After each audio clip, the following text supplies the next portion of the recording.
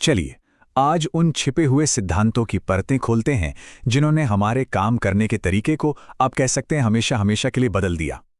जरा सोचिए, अपनी सुबह की कॉफी बनाने से लेकर एक पूरी की पूरी कार को असेंबल करने तक हमारे चारों तरफ एक कमाल की एफिशिएंसी, एक कमाल की कुशलता काम कर रही है। पर सवाल ये है कि क्या ये हमेशा से ऐसा था? नहीं, बिल्कुल नहीं। तो फिर इसका जवाब मिलेगा कहाँ? इसके लिए ना हमें थोड़ा सा वक्त में पीछे जाना होगा, सीधे इंडस्ट्रियल रेवोल्यूशन के दौर में। सोचिए, बड़ी बड़ी विशाल फैक्ट्रियां तो थीं, लेकिन उनमें काम करने का कोई सलीका, कोई व्यवस्थित तरीका वो नहीं था। उस दौर में काम होता था अंदाजे से, परंपरा से, जिसे रूल ऑफ थंब कहा जाता था। मतलब जैसा जिसका मन किया वैसे काम कर लिया।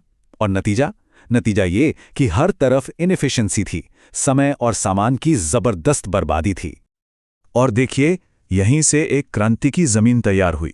पर यह क्रांति मशीनों की नहीं थी, ये थी मैनेजमेंट की क्रांति। और इस क्रांति को लाने वाले एक ऐसे शख्स थे जिनका मानना था कि भाई, काम को भी विज्ञान की तरह, साइंस की तरह पढ़ा जा सकता है। तो मिलिए फ्रेडरिक विंस्लो टेलर से। ये एक अमेरिकन मैकेनिकल इंजीनियर थे और इनके पास एक उस जमाने के हिसाब से बहुत ही रैडिकल आइडिया था। उनका मानना था कि किसी भी काम को करने का सिर्फ एक सबसे सही तरीका होता है और उस तरीके को वैज्ञानिक तरीके से खोजा जा सकता है। तो उनका पहला सिद्धांत क्या था? बहुत सीधा, अंदाजे से नहीं, साइंस से काम करो। मतलब पुरानी आदतें, तुक्केबाजी, ये सब छोड़ो और हर काम के लिए एक साइंटिफिक मेथड बनाओ। दूसरा सिद्धांत, सही काम के लिए सही इंसान को चुनो। वर्कर्स को उनकी काबिलियत के हिसाब से सिलेक्ट करो और फिर सबसे जरूरी बात, उन्हें सबसे एफिशिएंट तरीके से काम करने की ट्रेनिंग भी दो।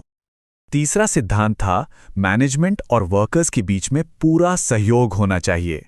यह मैनेजमेंट की जिम्मेदारी है कि वो पक्का करे कि जो साइंटिफिक तरीके बनाए गए हैं उन्हें ठीक से फॉलो भी किया जा रहा है। और फिर आता है चौथा और आखिरी सिद्धांत, जिम्मेदारी का बराबर बंटवारा। मतलब मैनेजमेंट का काम है साइंटिफिक प्रिंसिपल्स का इस्तेमाल करके काम की प्लानिंग करना और वर्कर्स का काम है उसे बढ़िया तरीके से पूरा करना। अच्छा, सिद्धांत तो सुनने में बड़े अच्छे लगते हैं, है ना? पर सवाल यह है कि टेलर ने इन्हें असल में लागू कैसे किया। इसके लिए उन्होंने एक पूरा का पूरा टूल किट तैयार किया था, जिससे किसी भी काम को बारीकी से समझा और बेहतर बनाया जा सकता था। अब इस टूल किट में क्या क्या था? इसमें थी method study, motion study, time study और तो और फटीग स्टडी भी। मतलब काम करने के तरीके से लेकर हाथ पैर की छोटी से छोटी हरकत तक हर चीज को एनालाइज किया गया।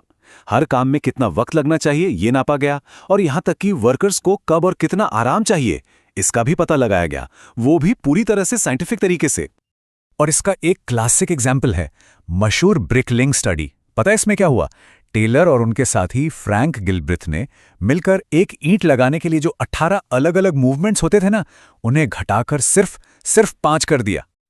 और नतीजा ये हुआ कि प्रोडक्टिविटी में सीधा 4 गुना का उछाल आ गया।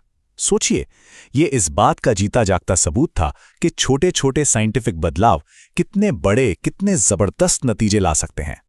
और ऐसा बिल्कुल नहीं है कि टेलर के ये आइडिया सिर्फ किताबों तक ही सिमट कर रह गए। अरे नहीं, इनकी छाप आज भी दुनिया की कुछ सबसे कामयाब कंपनियों में जिंदा है। मिसाल के तौर पर टोयोटा को ले लीजिए, मैन्युफैक्चरिंग की दुनिया का एक बहुत बड़ा नाम। उनका जो पूरा प्रोडक्शन सिस्टम है ना, वो इसी सोच पे टिका है, प्रोसेस पर आधारित एफिशिएंसी, लगातार सुधार और मैनेजमेंट और एम्प्लॉयज के बीच एक गहरा सहयोग।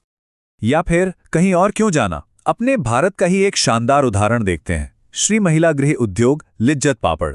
सोचिए, सिर्फ 80 रुपए के कर्ज से शुरू हुआ ये कोऑपरेटिव आज एक बहुत बड़ा एंटरप्राइज बन चुका है।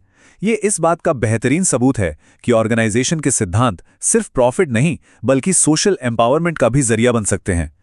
तो इनकी सफलता का राज क्या है? वो है इनकी एक बहुत ही यूनिक फिलॉसफी जो बिजनेस को परिवार और भक्ति की भावना से जोड़ती है। और इसी अनोखे मेलजोल ने सोशल रिस्पॉन्सिबिलिटी और सबकी तरक्की का एक बहुत ही मजबूत मॉडल तैयार किया है। लेकिन पता है, टेलर के लिए ये सारे टूल्स, ये सारी टेक्निक्स, ये सब सेकेंडरी थी। उनके हिसाब से जो सबसे जरूरी चीज थी वो थी सोच में एक बुनियादी बदलाव लाना। और इसी बदलाव को उन्होंने नाम दिया मेंटल रेवोल्यूशन, यानी मानसिक क्रांति। और ये जो बात उन्होंने कही वो उनके पूरे आइडिया का सार है। उनका कहना था कि असली एफिशिएंसी तब आएगी जब मैनेजमेंट और वर्कर दोनों ही मुनाफे के बंटवारे को लेकर एक दूसरे से लड़ना छोड़ दें। एक दूसरे को दुश्मन समझने के बजाय उन्हें पार्टनर्स की तरह देखना होगा। साथ मिलकर कंपनी का सरप्लस बढ़ाना होगा, जिसका फायदा आखिर में दोनों को ही मिलेगा। और यही थी असली क्रांति। ये सोच कि किसी मालिक की तरक्की तब तक पूरी हो ही नहीं सकती जब तक कि उसके एम्प्लॉय की तरक्की ना हो। ये एक साझेदारी का विचार था। ये एक बहुत ही मजबूत सवाल है जो हम सबको सोचने पर मजबूर करता है, और ये दिखाता है कि कैसे 100 साल से भी ज्यादा पुराने विचार आज भी हमारी वर्किंग लाइफ को, हमारे काम करने की दुनिया को आकार दे रहे हैं।